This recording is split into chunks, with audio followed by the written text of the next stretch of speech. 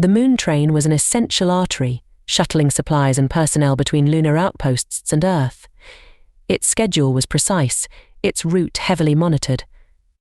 But tonight, as Ching and her crew prepared, they knew that one calculated strike could not only disrupt the entire system but also send a message.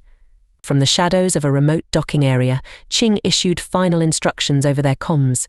"The train's fast and well monitored," she said, her voice low but steady. "We have one shot to bring it down. Ted, you're on signal disruption. Jez, rig the controls to ensure a complete stop. Tom and Coulson, watch for Monolith scouts." The faint hum of the approaching train grew louder. Positioned along its path, they felt the tension in the thin lunar atmosphere. As the train entered their sight line, Ted activated a signal jammer, throwing the automated system into disarray. Red warning lights flashed along the train's exterior, and it ground to a sudden, jarring halt just meters from Ching and her crew. Dust plumed in slow motion in the low gravity, coating their boots as they approached. Jess moved in swiftly, her fingers working the control panel to download critical data.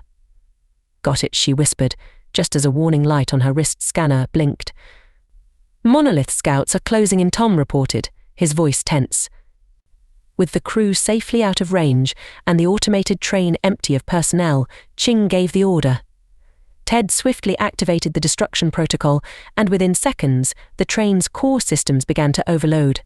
Red warning lights intensified, flashing violently before the train exploded in a controlled, contained blast that reverberated across the lunar landscape. Shrapnel scattered slowly, glinting under the distant starlight as dust settled around them. The Time Pirates watched in silence, knowing they had severed a critical artery in the lunar network and sent a powerful message to Monolith's forces.